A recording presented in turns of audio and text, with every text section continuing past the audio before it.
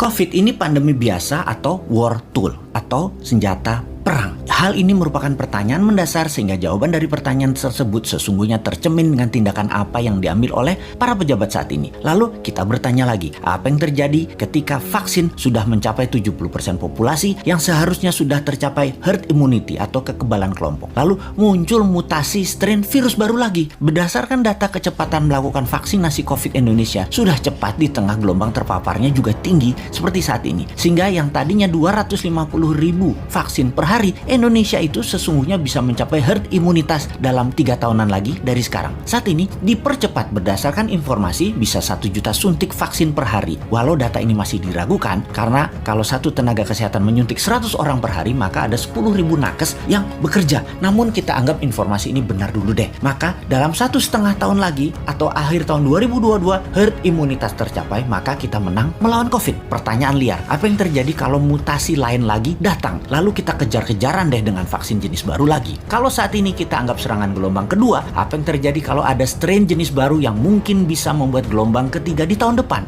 Melihat cara penanganan pemerintah atas COVID yang merupakan virus import dan PCR antigen juga produk import kebanyakan dan masker juga terbanyak barang import, bahkan disuruh 2 lapis lagi sekarang. Lalu vaksin juga produk import. Ini kita tidak boleh berlama-lama seperti ini. Apa nggak kita balik aja sebaiknya? Inilah masa di mana produk lokal, misalnya masker, harusnya merupakan 90% masker yang beredar di Indonesia saat ini adalah buatan lokal. Antigen tes lokalnya harus 100%. Vaksin lokal harus 50%. Atau obat peningkat imunitas yang lokal harus digenjot. Agar kalau virus mutan lagi, kita nggak terus bergantung impor yang akan membuat ekonomi negara digerogoti uang keluar atau flight capital. Sudah cara bernegaranya membatasi uang beredar menjadi tipis di tanah air, uang tadi ditarik keluar dengan berbagai kebutuhan impor dan tunai di tanah air harus hidup dengan pinjaman dolar asing dan yuan. Rupiah kok jadi nggak berdaulat ya? Pastinya karena kebijakannya terlalu impor. Walau bisa terlihat benar karena semuanya dalam keadaan darurat,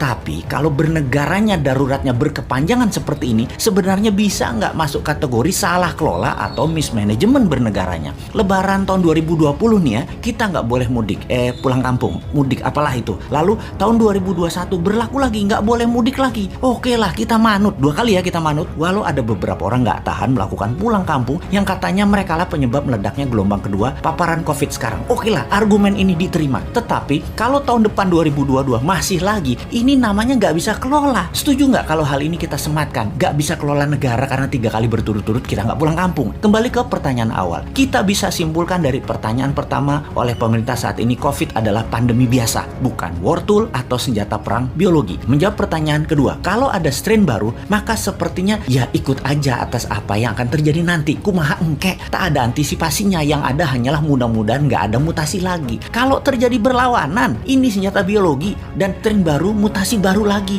yang membuat harus vaksin baru lagi. Kita tergopoh-gopoh lagi. Solusinya pasti tinggal bangun narasi, bayar pasukan buzzer, dan pasukan buzzer bekerja keras lagi. Nah, di posisi begini kasihan mereka yang mau jadi presiden tahun 2024, sementara mereka dalam posisi menjabat yang ternyata salah semua pengelolaan pandemi dan ekonominya. Pasti kena imbas negatifnya mereka karena mereka juga bagian dari ketidaktepatan kelola pemerintah pusat dan daerah. Karena yang digadang-gadang tahun 2024 kebanyakan pejabat incumbent. Di sini enaknya jadi yang bukan pejabat tetapi selalu memberikan solusi. Bahkan bukan hanya solusi, tapi saran yang dikerjakan walau dengan skala tanpa fasilitas. Bisa jadi kuda hitam nggak di tahun 2024 kira-kira dia itu. Tapi mudah-mudahan prediksi ini salah. Ekonomi membaik, COVID teratasi tahun ini. Amin. Cuman takut aja prediksi ini benar. Masa tinggal bosman tahun 2024? Ya nggak mungkin toh. Harusnya bisa 3 kali menjabat. Dukung!